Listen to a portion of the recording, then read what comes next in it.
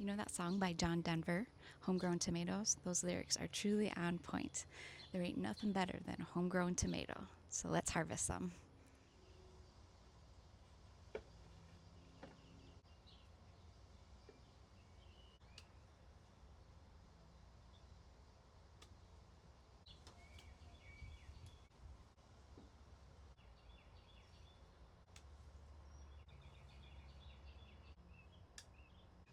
Okay.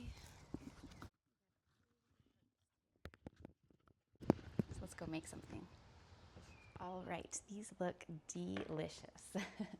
Now, I pick a lot of my tomatoes when they're yellow just to beat the bugs out there. So I'm going to leave the ones that are a little bit yellow to ripen for a few days. But there are a couple here that are ready to cut right now.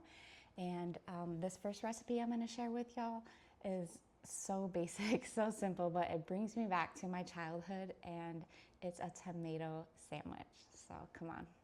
So the part of the reason why I think a tomato sandwich really works is when it's toasted. So we're gonna go ahead and toast 2 slices of bread. And while that's toasting, we're gonna find one of our most ripe tomatoes and we're going to cut it.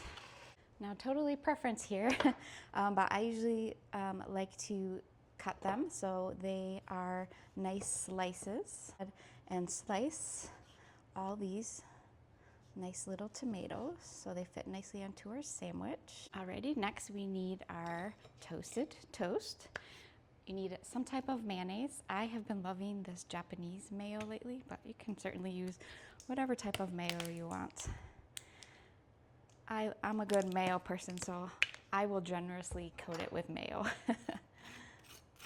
Then all we're gonna do is lay our tomato slices on one side of the bread. So a medium-sized tomato might actually completely fit on here.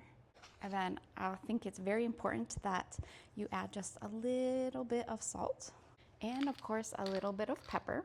If you add a little bit of just plain garden basil, that really helps bring out the flavor of the tomatoes. This was always a debate as you were a kid. Did you slice it straight down the middle, or are you a diagonal person? For me, I'm a straight down the middle person, so. I really did tell you it's that simple, but it looks delicious, nice. So, of course, let's do a taste test.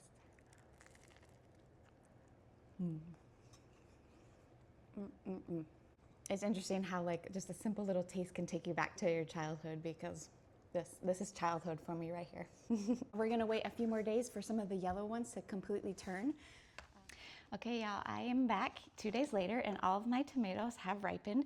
So we're gonna do step 2 of my preserving, and we are actually going to dehydrate them to make a tomato powder. You wanna make sure that you give all of your tomatoes a little rinse off.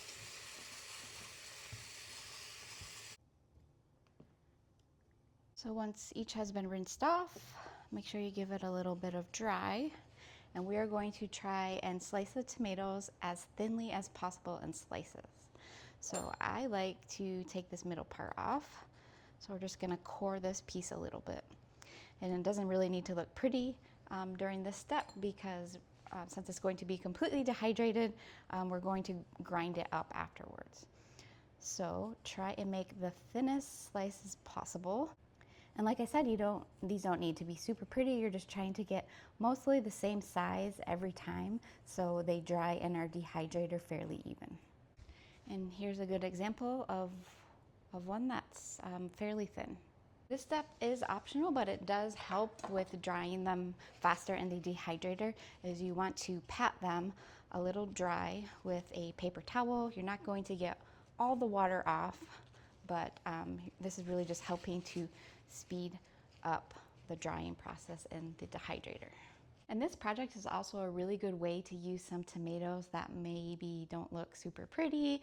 Maybe they've got some little lines on them, or some stuff at the top doesn't look so pretty. This is the perfect way to use up those not so pretty tomatoes, because you're not going to see what it looks like in the end. And once you have them all patted, then we're gonna add them to our dehydrator. I actually thrifted this one quite a few years ago. It has about 4 or 5 different layers to it. Let me show you.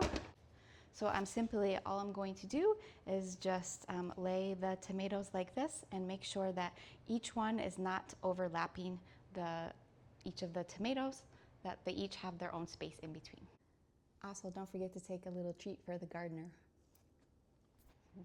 And the most consuming part of this project is the cutting.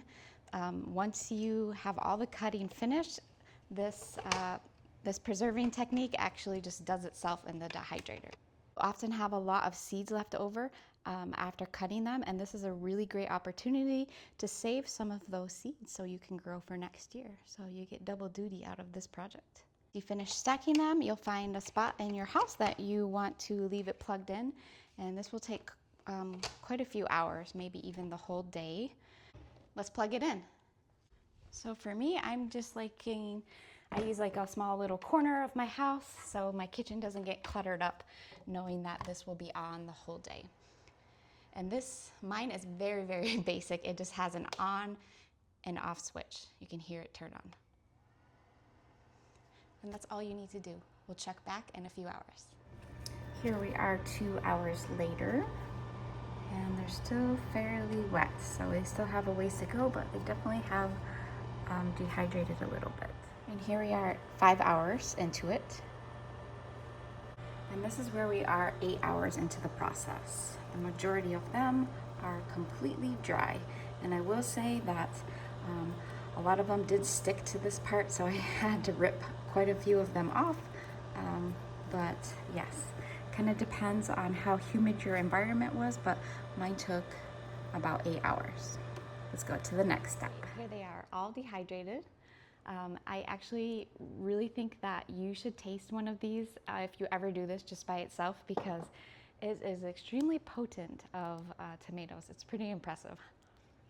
And the amount of tomatoes that we put in the dehydrator will humble you very much. This was all of them in this little bowl right here, so they do wither down quite a bit. So our last and final step is we are going to grind these up, and I have a coffee grinder that I use specifically just for herbs, and we're gonna grind her up and this will be done.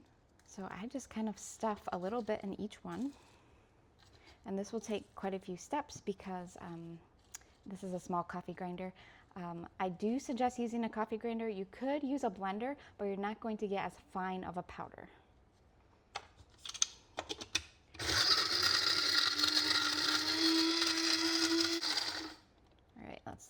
Ooh, look how beautiful that looks. Looking good. Can you see it? So I actually also like to kind of shake it a little bit as I'm grinding it.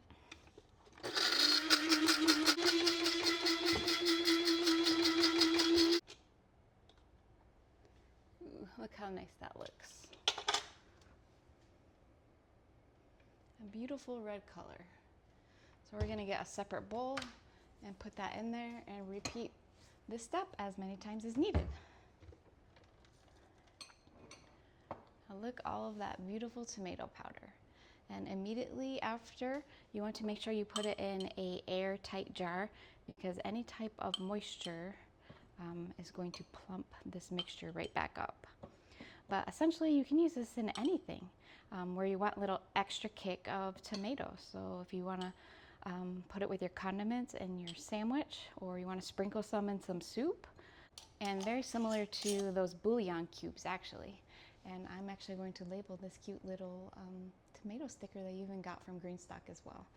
And I have a second one. Up here in my spice selection, tomato, because I make this every year. So I'm gonna put the leftovers, which is, I think might fit almost perfect in here.